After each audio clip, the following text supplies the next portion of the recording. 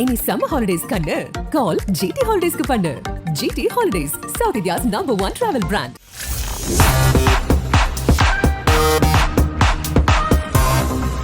Sports great நியூஸுக்கு வணக்கம். இது Sathya present sports greats the boundary line show with Muthu powered by GT holidays. ஒரு சூப்பரான மேட்ச் ஆர்சிபி மேட்ச் நடந்து முடிஞ்சிருக்கு. ஆர்சிபி தங்களோட வழக்கத்தை மீறி சின்னசாமி ஸ்டேடியத்தில் ரொம்ப சூப்பராக ஒரு பவுலிங் பெர்ஃபார்மன்ஸை கொடுத்து குயிக்காக அந்த டார்கெட்டையுமே சேஸ் பண்ண ட்ரை பண்ணி ரொம்ப சூப்பராக வந்து மேட்சை வின் பண்ணியிருக்கிறாங்க. ஸோ இந்த மேட்ச்சில் ஆர்சிபி எதனால் ஜெயித்தாங்க, குஜராத் டைட்டன்ஸ் எதனாலலாம் வந்து சொதப்பினாங்க அப்படின்னு சொல்லிட்டு நம்ம வந்து முத்துக்கிட்ட நிறைய விஷயங்கள் வந்து பேசி தெரிஞ்சுக்க போகிறோம். அதுபோக வந்து பார்த்தோன்னா சிஎஸ்கே மேட்சுமே இருக்குது இன்றைக்கி. ஸோ அந்த சிஎஸ்கே மேட்ச்சில் சிஎஸ்கே எப்படி பெர்ஃபார்மன்ஸ் பண்ண போகிறாங்க, என்னென்ன மாதிரி விஷயங்கள்லாம் வந்து பெரிய ஃபேக்டராக கேமில் இருக்கும் அப்படின்னு சொல்லிட்டு எல்லா விஷயங்கள் பற்றியுமே நான் வந்து முத்துக்கிட்ட பேசி தெரிஞ்சுக்க போகிறோம். வாங்க. வணக்கம் முத்து ப்ரோ. வணக்கம் ஸ்ரீராம். நீங்க உட்கார்ந்து ஒரு பரபரப்பான ஒரு மேட்சை பார்த்துட்டு வந்திருக்கீங்க. எவ்வளவு ட்விஸ்ட் அண்ட் டர்னுங்க, எவ்வளவு ட்விஸ்ட் அண்ட் டர்ன் மேட்ச்ல. இன்னும் ஒரு 20 ரன் இவங்க அடிச்சிருந்தாங்கன்னா ஜிடி ஆர்சிபி அவங்களே தோக்கிறதுக்கு ஒரு வழியை கண்டுபிடிச்சிருப்பாங்க. நம்ம மேட்ச் எப்படி கையில கொடுத்துட்டே வந்து போயிருப்பாங்கன்னு நினைக்கிறேன். ஏன்னா இந்த டார்கெட்டுக்கு அப்படிதான் பண்ணிட்டு இருந்தாங்க. கடைசியில 92க்கு நோலாஸ்ல இருந்து அப்படி ஒரு கொலாப்ஸ்னா ஐயோ, அது வெறும் ஆர்சிபி டூயிங் ஆர்சிபி திங்ஸ் தான்.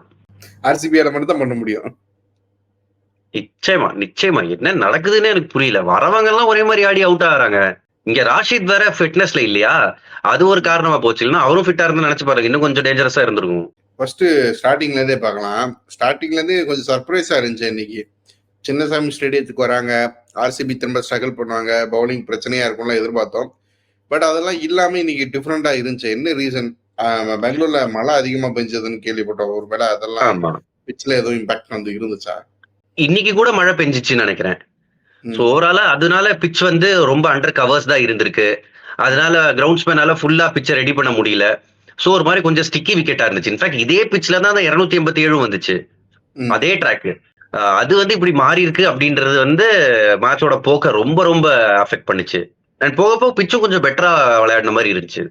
ஆர்சிபியோட பவுலிங் எப்படி இருந்துச்சுன்னா, அந்த பிச் அப்படிங்கிறத தாண்டி இவங்களுமே ரொம்ப பெட்டரா வந்து பிளான் பண்ணியிருந்த மாதிரி இருந்துச்சு. நிறைய ஷார்ட் பால்ஸ் நிறைய போட்டாங்க, சரியா வந்து யூட்டிலைஸ் பண்ணியிருந்தாங்க.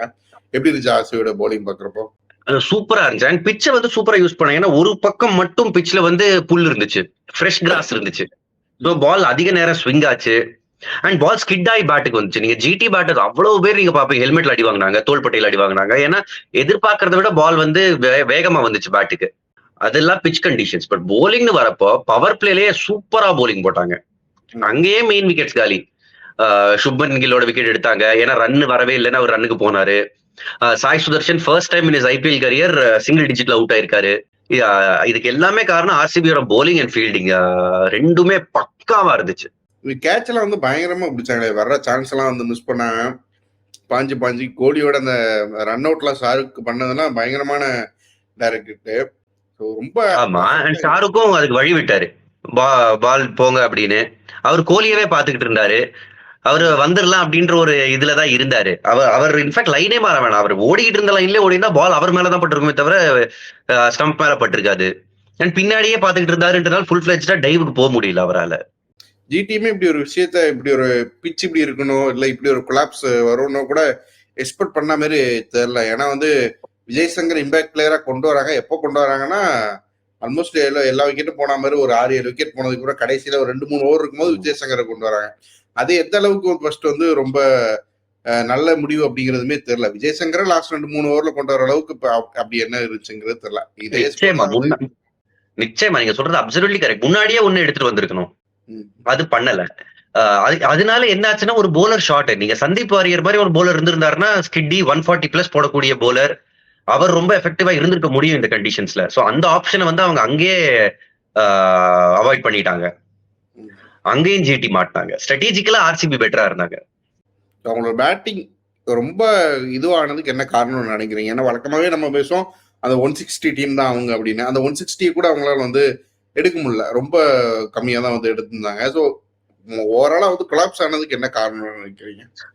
அதாவது இந்த டீம்ல சுப்மன் கில் அடிக்கலைனாலே உங்களுக்கு பெரிய ஸ்கோர் வராது, ரொம்ப ரேர். இன்ஃபேக்ட் நடுவுல 2-3 நல்ல பார்ட்னர்ஷிப் வந்துச்சு, அதையும் ரொம்ப பெருசா அவங்களால எடுத்துட்டு போக முடியல. தெவாட்டியா டீசென்டா ஆடினாரு, ஷாருக் கான் நல்லா ஆடினாரு, டேவிட் மில்லர் நல்லா ஆடினாரு. பட் டேக் ஆன் பண்ணணும்னு நினைக்கிறப்பெல்லாம் ஒரு விக்கெட். மில்லர் 6 அடிச்சாரு, அடுத்த ball out. So take on பண்ணு நினைக்கிறப்ப எல்லாமே ஒவ்வொரு விக்கெட்டா இழந்துகிட்டே இருந்தாங்க. ஆரம்பத்துல சுப்மன் கில்லும் டேக் ஆன் பண்ண போய் out, Saha short wide ball அது அறைய போய் அவுட்டு. அதனால கொஞ்சம் சுமாரா தான் பேட்டிங் பண்ணாங்க. ஷார்ட் செலக்ஷன் கொஞ்சம் பேடா இருந்துச்சு. ஷாருக் கானோட ரன் அவுட் குரூஷியலா இருந்துச்சு. விஜய் சங்கர் எடுத்துட்டு வந்திருக்க வேணாம். இந்த மாதிரி காரணங்கள். இன்னொரு பக்கம் ஆர்சிபி பார்த்தோன்னா இந்த டார்கெட்டை வந்து எவ்வளோ குயிக்காக சேஸ் பண்ண முடியுமோ அவ்வளோ குயிக்காக சேஸ் பண்ணிடுறவங்கள கான்சியஸாக இருந்தாங்க. ஸ்டார்ட்டே வந்து பயங்கரமாக ஸ்டார்ட் பண்ணாங்க விராட் கோலியும் ஃபேஃபும். அது நிச்சயமா ஒரு நல்ல முடிவு தான் அவங்க குயிக்காக முடிக்கணும் அப்படிங்கிறது. பட் அதை வந்து முடிக்க முடியாம போச்சு. ஃபர்ஸ்ட் அந்த கொலாப்ஸ் எல்லாம் விட்டுருங்க, இந்த ஃபர்ஸ்ட் ஆடின ஃபேஸ் இருக்குல்ல, ஒரு 90 ரன்ஸ் வந்து அவ்வளோ குயிக்காக கொண்டு போனாங்கல்ல, எப்படி இருந்துச்சு? என்ன அடி அடிச்சாங்க. சரி அப்பா ஒரு மேட்ச் சீக்கிரம் முடியுது, சீக்கிரம் வீட்டுக்கு போலான்னு எல்லாரும் நினைச்சிருப்போம். பாத்துக்கிட்டு இருக்கிறவங்க அப்பா சீக்கிரம் ஒரு நாள் தூங்கலாம்னு நினைச்சிருப்பாங்க. அந்த மாதிரி ஆடிக்கிட்டு இருந்தாங்க. பயங்கர பினாமினல் ஹிட்டிங். ஸ்ட்ரைக் ரேட்டா பிரச்சனை மனசுல வச்சுக்கிட்டே ஆடின மாதிரி இருந்துச்சு. அந்த ஃபேஸ் பிரில்லியன்ட் பேட்டிங், ஷார்ட் செலக்ஷனா சூப்பர், த்ரூ த லைன் அடிச்சாரு ஃபேஃப் டு பிளஸி. என்னமா பேட்டிங் பண்ணாரு. பட் இப்படி ஒரு ஃபேஸ் முடிஞ்சோடனே பார்த்தோன்னா டக்கு டக்கு டக்கு டக்கு டக்குன்னு விக்கெட்டு கொலாப்ஸ் ஆகுறாங்க, போறாங்க. ஒரு கட்டத்துல பார்த்தோன்னா ஒருவேளை குஜராத் பக்கம் மேட்ச் போயிருமோ அப்படிங்கிற மாதிரி ஆச்சு. இன்னும் ஒரு விக்கெட் போயிருந்தா, இன்னும் அந்த டிகே வந்து கொஞ்சம் அந்த கடைசியில வந்து அட்டாக்கா ஆடாம இருந்திருந்தாருன்னா, அவர் வந்து ஒரு ஸ்பின்னர்ஸுக்கு கொஞ்சம் ஸ்ட்ரகிள் பண்ணியிருந்தாருன்னா காலி அப்படிங்கிற மாதிரி தான் இருந்துச்சு. என்ன நடந்துச்சு அந்த சமயத்துல? அதாவது ஓவராலா இந்த மேட்ச் ஆர்சிபிக்கு எப்படின்னா, வா ஐயா ஜெயிச்சிட்டோம் அப்படின்ற ஒரு ஃபீலிங்ல முடிச்சிருக்க வேண்டிய மேட்ச அப்பாடா ஜெயிச்சிட்டோம் அப்படின்னு ஒரு ஃபீலிங்ல அவங்க வந்து இந்த மேட்ச முடிச்சிருக்காங்க. அந்த கட்டத்துல நூர் அகமது வழக்கமா நமக்கு ஆபத்துனா நூறுக்கு போன் பண்ணுவோம். இங்க நூரே ஒரு ஆபத்தா இருந்தார் ஆர்சிபிக்கு. அவரோட ஸ்பெல் சூப்பரா இருந்துச்சு. அண்ட் ஜோஷ்வா லிட்டிலுக்கு ஒரே மாதிரி எல்லாரும் அவுட் ஆகுறாங்க. ஷார்ட் பால் லெக் சைட்ல அடிக்க போறாங்க, அவுட் ஆகுறாங்க. அங்க கொஞ்சம் பிரெயினை யூஸ் பண்ணி கொஞ்சம் பெட்டரா விளையாடி இருக்கணும். அவங்க கொஞ்சம் மெச்சூரிட்டி காமிச்சிருக்கலாம். எல்லாருமே ஒருத்தர் பின்னாடி ஒருத்தர் அவுட். லாஸ்ட்ல தினேஷ் கார்த்திகோட இன்னிங்ஸ் காப்பாத்துச்சு. கூட ஸ்வப்னில் சிங் இன்னொரு டிஎன்பிஎல் பிளேயரு, அவங்க 2 பேரும் பொறுமையா ஆடினாங்க. இன்ஃபேக்ட் மேட்ச் முடிஞ்ச உடனே தினேஷ் கார்த்திக் சொன்னாரு, அவர் வந்து இப்போ எப்படியும் டேக் ஆன் பண்ணிருக்கணும் ராஷித் கான். ஏன்னா மேட்ச் அப்ப எல்லாமே இவர் ராஷித் நிறைய அவுட் ஆயிருக்காரு, அப்படிதான் இருந்துச்சு. பட் தேக்க உடஞ்சு டிஃபெண்ட் பண்ண பார்த்தா அவங்க அவுட் எடுத்துருவாங்கன்றதுனால அவர் ஷாட்டுக்கு போனாரு. அண்ட் ஸ்வப்னில் சிங்க்கு ஸ்ட்ரைக்க கொடுத்தாரு தயங்காம. கொடுத்துட்டு ஸ்வப்னில் சிங் வந்து கேட்டாராம், நூர் அகமதோட ஒரு ஓவர் இருந்துச்சு, அதை எப்படி ஆடுறதுன்னு. சோ டிகே அவர் கொடுத்த அட்வைஸ் என்னதுன்னா, உள்ள வர பாலுக்கு மட்டும் ஆடு. ஸோ வெளியே வர பால் உன்னோட எட்ஜை பீட் பண்ணிட்டு போயிடும். ஏன்னா கோலி அப்படிதான் வெளியே போற பால தேடி போய் தான் அவுட் ஆனாரு. சோ வெளியே போற பால்ல நீ பீட் ஆக கவலைப்படாத, உள்ள வர பாலுக்கு மட்டும் ஆடி உன் ஸ்டம்பு உன் கால் எல்பிடபிள்யூ ஆகாம பாத்துக்கோ. அப்ப ஸ்வப்னில் கேட்டாராம் ஸ்வீப் ஷாட் அடிப்பான்னு. டிகே வந்து உனக்கு ஃபுல் ஃபிளெஜ்டா ஸ்வீப் ஷாட் அடிக்கிறதா அடி, இந்த நடு தயக்கத்தோட அடிக்காத. சோ அந்த அட்வைஸ்னால ஸ்வப்னில் சிங் ஆடின இன்னிங்ஸும் ரொம்ப குரூசியலா அமைஞ்சிருச்சு. டிகே பெருசா ஸ்வீப் ஷாட் ஆடாம இருந்ததே வந்து ஆச்சரியம் தான் ஃபர்ஸ்ட். ஏன்னா ஒரு ஸ்பின்னர் வந்து டக்குன்னு ஒரு ஸ்வீப்புக்கு போய் அவர் சொன்ன மாதிரி தயக்கப்பட்ட அடியை வந்து அவுட் ஆவாரு. நீ அதெல்லாம் நடக்காம ரஷீத் கான் வந்து அவ்வளவு சூப்பரா வந்து ஆடினது நல்லா இருந்துச்சு பாக்குறதுக்கு. ஆமா. அண்ட் ராஷித் ஃபுல்லா ஃபிட் இல்ல. அவர் அந்த ஷோல்டர்ல ட்ரீட்மெண்ட் எல்லாம் எடுத்துட்டு தான் வந்தாரு போலிங் போட. சோ ஃபுல் த்ராட்டில் அவரோட ஃபுல் வேரியேஷன்ஸை காமிக்கிறதுக்கான அவகாசம் மேபி அவர்கிட்ட இல்ல. ஸோ ஆர்சிபி என்ன பண்ண காத்திருக்கிறாங்க. இப்போ ஃபர்ஸ்ட் பார்த்தோன்னா அப்படி விட்டு மேட்ச் எல்லாம் விட்டு அந்த 10th பிளேஸ்லயே இருந்துட்டு இருந்தாங்க. இப்போ பார்த்தா டக்குன்னு வந்து மேலே ஏறுறாங்க, கண்டினியூஸா வின் பண்றாங்க. அவங்களுமே அவங்க இருக்கிற எல்லா மேட்சையும் வின் பண்ணா பிளே ஆஃப் சான்ஸ், அந்த 4th பிளேஸ் பிடிக்கிறதுக்கான சான்ஸ் இன்னும் இருக்கு. அந்த சிஎஸ்கேயோட லாஸ்ட் லீக் மேட்ச் ஆர்சிபி கூட என்னதான் நடக்க போகுது, ஆர்சிபி என்ன ட்விஸ்ட் வச்சிருக்காங்க.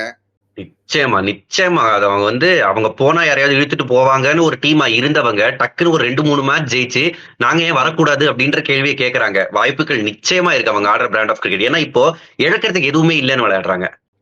நத்திங் டு லூஸ், டேபிள் கீழே இருக்காங்க, இதை விட கீழே எங்க போக முடியும். சோ அந்த ஆட்டிடியூட்ல விளையாடுறாங்க. அந்த காம்பினேஷனை கரெக்டா புடிச்சிருக்காங்க.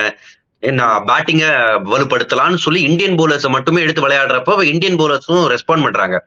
அண்ட் பிச்சும் பாத்தீங்கன்னா கடந்த 2-3 மேட்சா சின்னசாமியில வந்து ஒட்டி வருது. பால் அவ்வளவு ஈஸியா பிச் ஆனதுக்கு அப்புறம் பேட்டுக்கு வரது இல்ல. சோ சின்னசாமியில மேபி இது ஒரு ரகசியமா இருக்கலாம் அவங்களுக்கு போக போக. இதெல்லாம் வந்து பாக்குறப்போ ஏதோ பெரிய டெஸ்ட் காத்துக்கிட்டு இருக்கு நமக்கு இன்னும் ஒரு சில நாட்கள்ல அப்படிங்கிற மாதிரி தெரியுது. இன்னைக்கு ஒரு மேட்ச் இருக்கு, ஒரு மேட்ச்ல 2 மேட்ச் இருக்கு. Sunday double header. First match வந்து ரொம்ப எக்ஸைட்டிங்கான ஒரு match, CSK versus Punjab match. நம்ம நேத்துமே ஒரு சின்ன கிளிம்ஸ் கொடுத்தோம். என்னன்னா அந்த தோனியோட அந்த இன்னிங்ஸ் 2010 நடந்த அந்த இன்னிங்ஸ் வந்து மறக்கவே முடியாது யாராலையுமே. ஸோ பெரிய மெமரி இருக்கு சிஎஸ்கே ஃபேன்ஸை பொறுத்த வரைக்கும், தரம்சாலாவை பொறுத்த வரைக்கும். ஸோ இந்த மேட்ச் எப்படி இருக்க போகுது? பஞ்சாப் கூட சேப்பாக்கில் அடி வாங்கியிருக்கிறாங்க. இதுல வந்து திரும்ப வந்து ஏதாச்சும் பண்ணி வின் பண்ணி அந்த பிளே ஆஃப் சான்ஸ் வந்து இன்னும் அதிகரிச்சுப்பாங்களா? என்ன நடக்கும்? பண்ணிதான் ஆகணும். ஏன்னா எல்எஸ்ஜியும் கம்ஃபர்டபுளா இருக்காங்க. அதான் எல்எஸ்ஜி நாளைக்கு ஜெயிச்சாங்கன்னா அவங்களும் ஒரு படி மேல போயிருவாங்க. சோ சிஎஸ்கேவுக்கு பெஸ்ட் ரிசல்ட், சிஎஸ்கே ஜெயிக்கணும், எல்எஸ்ஜி தோக்கணும். அதான் சிஎஸ்கே பாயிண்ட் ஆஃப் வியூல சிஎஸ்கேவுக்கு பெஸ்ட் ரிசல்ட். அண்ட் சேப்பாக்ல நடந்த மேட்ச்ல சாம் கரன் அவுட் ஸ்மார்ட் பண்ணாரு. ஸ்ட்ராட்டஜிக்கலா சிஎஸ்கேவை எங்க அடிக்கணுமோ அங்க அடிச்சாரு. அண்ட் அது ஒட்டி வர விக்கெட்ல சிஎஸ்கேவுக்கு தான் அட்வான்டேஜ் நினைக்கிறப்ப அவங்க வந்து அட்வான்டேஜ் எடுத்துக்கிட்டாங்க. பட் இது வந்து தரம்சாலால நடக்குது, ஒரு பேசி விக்கெட். அண்ட் அங்க இப்பதான் மேட்ச் ஆரம்பிக்குது. ஸோ பிச்சஸ் டயர்ட் ஆகும், அந்த மாதிரி ஃபேக்டர் எதுவுமே கிடையாது. ஸோ ஒரு நல்ல பேட்டிங் ட்ராக்கா இருக்குன்றப்ப நம்ம நல்ல மேட்ச் எதிர்பார்க்கலாம். நம்பர்ஸ்னு நான் எடுத்து பார்த்தேன்னா, ஓகே இந்த மேட்ச் சிஎஸ்கே ஜெயிச்சா 3rd பொசிஷனுக்கு போயிருவாங்க எல்எஸ்ஜி அப்படி தோத்துச்சுன்னா. பட் ஸ்டில் சிஎஸ்கே கையில இருக்கிற விஷயம் மேட்ச் ஜெயிக்கிறது. ஹெட் டு ஹெட் சிஎஸ்கே 13 மணிக்கும், பஞ்சாப் 13, சிஎஸ்கே 15. சோ லைட்டான ஒரு பலம் சிஎஸ்கே கிட்ட இருக்கு. இந்த கிரவுண்ட்ல தலா ஒரு மேட்ச் ஜெயிச்சிருக்காங்க. பட் வரியிங் ஃபேக்டர் என்னதுன்னா, கடந்த 5 மேட்சா இந்த 2 டீமும் மோதினப்ப ஒவ்வொரு தடவையும் பஞ்சாப் தான் ஜெயிச்சிருக்காங்க, இன்க்ளூடிங் சிஎஸ்கே சாம்பியன்ஷிப் ஜெயிச்ச இயர்ஸ். அப்ப கூட பஞ்சாப் வந்து ஒரு டேஞ்சர் டீமா இருந்திருக்காங்க சிஎஸ்கேவுக்கு. அதனால வந்து அசால்ட்டா எடுத்துக்க முடியாது. சிஎஸ்கே அந்த ஃபுல் தரமான கிரிக்கெட் விளையாடி ஆகணும், பேராபத்து. என்ன நடக்கும்? உங்களோட ப்ரெடிக்ஷன் என்ன? ஃபர்ஸ்ட் என்னோட prediction, I want CSK to win. அது மொதல் விஷயம். ஏன்னா பாயிண்ட்ஸ் டேபிள்ல பின்தங்கிய நிலையில இருக்காங்க. பஞ்சாப் சிஎஸ்கேக்கு மட்டும் ஒரு டேஞ்சரஸ் டீமா இருக்காங்களே தவிர மற்ற டீம்ஸுக்குலாம் அந்த அளவுக்கு இருக்காங்களான்னு எனக்கு தெரியல. நான் என்ன எதிர்பார்க்கறேன்னா, பஞ்சாப் வந்து அவுட் பேட் பண்ணணும். 2-3 மேட்ச் சிஎஸ்கேவோட பேட்டிங் தான் வரியா இருக்கு. அவங்க 200 எட்டுறதுக்கே ரொம்ப கஷ்டப்படுறாங்க. சோ இந்த மேட்ச் புது கண்டிஷன்ஸ் வந்துச்சுன்னா பேட்டிங்ல ஒரு 200, இல்லைன்னா சேசிங்ல பஞ்சாபை முடிஞ்ச அளவுக்கு ரெஸ்ட்ரிக்ட் பண்ணும். பட் இன்ஜுரிஸ்ன்றது ஒரு பெரிய கன்சர்னா இருக்கு சிஎஸ்கேக்கு. பாதிக்கும் ஆஸ்பத்திரியில தான் இருக்காங்க போல. 10 நாளா வந்துட்டாருங்க, யூஎஸ் விசாக்கு போயிருந்தாரு, வந்துட்டாரு. மேட்சுக்கு அவைலபிள் தான் நினைக்கிறேன். Deepak Chahar out, Mustafizur Rahman out. அங்கதான் ஒரு வரி இருக்கு. பட் இருக்கிறத வச்சுதான் இந்த டீம் எப்பவுமே இருக்கிற ரிசோர்ஸ் ரொம்ப நல்லா யூஸ் பண்ணும். அந்த கிளீசன் வந்து நல்லா போட்டிருந்தாரு ஃபர்ஸ்ட் மேட்ச்லயே, அவர் ஆடின ஃபர்ஸ்ட் மேட்ச்லயே. தாண்டி வேற எந்த பவுலரை வந்து உள்ள கொண்டு வர போறாங்க?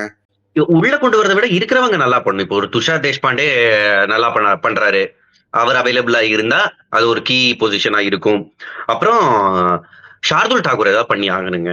இங்க வந்து நல்ல பேட்டிங் கண்டிஷன்ஸ், பேட்டிங் அவங்களோட இதை கட்டுப்படுத்தணும்னா ஷார்துல் டாக்கூருக்கு ஒரு நல்ல மேட்ச் அமையணும். ஷார்துல் தாக்கூர் அந்த ஒரு எபிலிட்டி அவருக்கு இருக்கு. எப்பவுமே அந்த பார்ட்னர்ஷிப்ஸ் பிரேக் பண்றது, கட்டத்துல விக்கெட்ஸ் எடுத்து கொடுக்குற அந்த எபிலிட்டி இருக்கு. பட் அதை வந்து இந்த சீசன் நம்ம இன்னும் பெருசா பாக்கல. சேஞ்சிங் ஒரு ஸ்பெல்லா வந்து அவர்கிட்ட இன்னும் வந்து வரல. அது வந்தா நல்லா இருக்கும். ஸோ நீங்க சிஎஸ்கே வின் பண்ணணும் அப்படின்னு சொல்றீங்க. அதே மாதிரி பிளேயர்ஸ் யாரா சொல்றீங்க? சிஎஸ்கேக்கும் சரி, பஞ்சாப் கிங்ஸுக்கும் சரி. ருத்துராஜ் கைக்வாட் செம்ம ஃபார்ம்ல இருக்காரு. வழக்கமா இந்த மாதிரி ஒரு ஃபார்ம் கிடைச்சிச்சுன்னா அவர் விடுற பிளேயர் கிடையாது. போன மேட்சும் அடிச்சாரு. ஸோ ருத்துராஜ் கைக்வாட் நிச்சயமா. எனக்கு வந்து மிச்சல் மேல நம்பிக்கை இருக்கு. இந்த கிரவுண்ட்ல வேர்ல்ட் கப்ல ஒரு செஞ்சுரி அடிச்சாரு. ஸோ இந்த 2 பிளேயர்ஸ் நான் பிக் பண்ணுவேன். அண்ட் ஐ திங்க் மறுபடியும் அவங்க ரச்சின் ரவீந்திராவுக்கு போவாங்களோன்னு எனக்கு தோணுது. ஏன்னா மொயின் அலியை யூஸே பண்ணல. அதுக்கு நீங்க இது ஒர்க்கான ஓப்பனிங் காம்பினேஷனுக்கே போகலாமே. அப்ப ரகானி பாய் பாய் டிராப். ரன்ஸ் வரலையே ஸ்ரீராம், எவ்வளவு வாய்ப்புகள் கொடுப்பாங்க? இந்த மேட்ச் போக இன்னொரு மேட்ச் வேற இருக்கு. ஆமா. அண்ட் ஷிகர் தவன் வந்தாருன்னா செம ரெக்கார்ட் வச்சிருக்காரு அகைன்ஸ்ட் சிஎஸ்கே. அவர் வந்தாருன்னா குரூஷியலா இருக்கலாம். பஞ்சாப்ல ஐ திங்க் நான் பேர்ஸ்டோ பிக் பண்றேன், going on current form. Bairstow நல்லா பண்ணுவார் அப்படிங்கிறீங்க. ஸோ இந்த பிளே ஆஃப்ஸ்க்கு இங்கிலாந்து பிளேயர்ஸ் எல்லாம் இல்லை அப்படிங்கிற மாதிரி ஒரு இது வந்துச்சு. ஒருவேளை பஞ்சாப் பிளே ஆஃப் போனா அதனால அதிக பாதிக்கப்படுறது இந்த டீமா தான் இருக்குமோ? என்ன இருக்கலாம், நிறைய டீம். ராஜஸ்தான் ராயல்ஸ்ல பட்லர் இருக்க மாட்டாரு, பேர்ஸ்டோ இருக்க மாட்டாரு, வில் ஜாக்ஸ் இருக்க மாட்டாரு, சாம் கரன், லிவிங்ஸ்டன், சிஎஸ்கேக்கு மொயின் அலி, எல்லா டீமும் ஒரு ஒரு அடி வாங்கும். ஆமா, அவங்க ஒருத்தருக்கு மட்டும் இருக்கிற பிரச்சனை நிறைய பேருக்கு இருக்கும். பஞ்சாப்க்கு பேஸ்டோ சொல்லி இருக்கிறீங்க. அடுத்து இன்னொரு மேட்ச் இருக்கு, லக்னோ விசஸ் கேகேஆர். லக்னோல வச்சு நடக்கு. இதை எப்படி பாக்குறது? லக்னோவுக்கு சாதகமான விஷயமா பாக்குறதா, இல்ல கேகேஆர் வந்து வான்கடையிலேயே அடிச்சு வின் பண்ணிட்டு வந்திருக்காங்க, செம்மையான ஒரு பவுலிங் பெர்ஃபார்மன்ஸ். இங்கேயும் வந்து அந்த அதே மாதிரி கண்டினியூ ஆனாங்க. இந்த வருண் சக்கரவர்த்தி, சுனில் நாராயண் அதே மாதிரி 8 ஓவர் வந்து ஃபுல்லா ஸ்ட்ராங்கா போட்டாங்கன்னா மேபி எந்த பக்கம் வேணாலும் மேட்ச் போகலாம் அப்படிங்கிற மாதிரி தான் வந்து தெரியுது. எக்ஸாக்ட்லி. எக்கானா ஸ்டேடியமும் பெரிய ஹை ஸ்கோரிங் கிரவுண்ட் கிடையாது. ஆவரேஜ் ஸ்கோரே 147, 150 கிட்ட தான் இருக்கு. அப்படின்றப்போ பிச் கொஞ்சம் திரும்பிச்சுன்னா அட்வான்டேஜ் கேகேஆர். ஏன்னா குவாலிட்டி ஆஃப் ஸ்பின்னர்ஸ் அங்க பெட்டரா இருக்காங்க எல்எஸ்ஜி வச்சிருக்கிறத விட. பட் எல்எஸ்ஜியோட ஹோம் ரெக்கார்ட் நல்லா இருக்கு. அவங்க ஹோம்ல நல்லா பண்ற டீமா மாறி இருக்காங்க. இது பயங்கர இன்ட்ரெஸ்டிங் மேட்சா இருக்கும். அண்ட் இந்த 2 டீமும் 4 தடவை மோதி இருக்காங்க, 3 தடவை எல்எஸ்ஜி வின், 1 தடவை கேகேஆர் வின். அண்ட் இந்த கிரவுண்ட்ல ஃபர்ஸ்ட் டைம் விளையாட போறாங்க கேகேஆர். சோ ஃபெமிலியாரிட்டி ஃபேக்டர் வச்சு பார்க்கும்போது எனக்கு வந்து எல்எஸ்ஜி நல்லா பண்ணுவா, எல்எஸ்ஜி ஜெயிப்பாங்கன்னு தோணுது. நீங்க சொல்றதெல்லாம் பார்த்தா டேபிள் வந்து அப்படி பரபரப்பா இருக்குன்னு தான் தோணுது. அங்க சிஎஸ்கே ஜெயிச்சு இங்க எல்எஸ்டி ஜெயிச்சாங்கன்னா அந்த டாப் 4க்குள்ள வர்ற அந்த ரேஸ் அப்படிங்கிறது இன்னும் கண்டினியூ ஆகிக்கிட்டே தான் இருக்கும். எல்எஸ்டியா சிஎஸ்கே அப்படின்றது அந்த கண்டினியூ ஆகிட்டே தான் இருக்கும். ரொம்ப இன்ட்ரெஸ்டிங்கா இருக்கும்னு நினைக்கிறேன். சரி, பிளேயர்ஸா வந்து லக்னோல யாரு, கொல்கத்தால யார் நல்லா பண்ண போறாங்க? இவங்க என்னதுன்னா குவிண்டன் ஒரு மேட்ச் எனக்கு ஞாபகம் இருக்கு. அந்த கோவிட் அப்போ நடந்துச்சு. ஐ திங்க் 2 இயர்ஸ் பேக் நடந்தப்போ ஒரு நோ லாஸ்லயே 200க்கு மேல அடிப்பாங்க. கேஎல் ராகுல் செம்மையா அடிப்பாரு, குவிண்டன் டிகாக் ஒரு 140 அடிப்பாரு. பட் இப்ப அவர் ஃபார்ம்ல இல்ல அப்படின்றதுனால அவருக்கு வந்து அவ்வளவா அவருக்கு வாய்ப்புகள் அமையல. அவர் திரும்பி வந்தா மேபி ஒரு சான்ஸ் இருக்கலாம் அவருக்கு. பட் நான் சேஃபா நான் கேஎல் ராகுல தான் பிக் பண்ணுவேன். கேஎல் ராகுல் ஒரு ஒரு பாயிண்ட் டு ப்ரூவ் இருக்கு அவருக்கு. அதனால நல்லா விளையாடி இத பார்த்தா எனக்கு சந்தோஷமா இருக்கும் அந்த செலிப்ரேஷன். அண்ட் கேகேஆருக்கு ஐ பிக் ரசல் இந்த மேட்ச். சில பேர் செமையா ஃபார்ம்ல இருக்கு, ஒரு கன்சிஸ்டன்டா பெர்ஃபார்ம் பண்றாரு இந்த சீசன்ல. எல்லா மேட்ச்லயும் ஏதோ ஒரு விதத்துல வந்து கான்ட்ரிபியூஷன்ஸ் பண்ணிடுறாரு. ரொம்ப நல்லா இருக்கும்னு நினைக்கிறேன். ரெண்டுமே ரொம்ப நல்ல மேட்சா இருக்க போகுதுன்னு நினைக்கிறேன். சிஎஸ்கே பஞ்சாப் நம்ம பழைய பிளாஷ்பேக்லாம் நிறைய இருக்கு ரெண்டு டீமுக்கும். ஸோ அது ஒன்று இருக்கு. இது வந்து அந்த சிச்சுவேஷன் அந்த கிரவுண்ட் எல்லாம் பாக்குறப்பவுமே வந்து ஒரு எக்ஸைட்டிங்கான கான்டெஸ்டா வந்து நின்றோம் அப்படிங்கிற மாதிரி தோணுது. எக்ஸாக்ட்லி. அண்ட் பெரிய கிரவுண்ட் இல்ல, அதனால இந்த எஸ்பெஷலி ஸ்கொயர் பவுண்டரிஸ் பெருசு. ஸோ கேட்ச் அவுட்லாம் நிறைய நடக்கும். ஸ்பின்னர்ஸுக்கு கொஞ்சம் இன்னும் இருக்கும் விக்கெட்ல. ரொம்ப எக்ஸைட்டிங்கான மேட்சஸ் தான் இருக்க போகுது. நம்மளுமே பேசுறதுக்கு நிறைய விஷயங்கள் இருக்கும் அப்படின்னு நினைக்கிறேன். நாளைக்குமே நம்ம வந்து நம்ம வந்து தொடர்ச்சியா வழக்கம் போல நிறைய விஷயங்களை பத்தி பேசுவோம். Thank you Muthu, thank you so much. Thank you Sriram.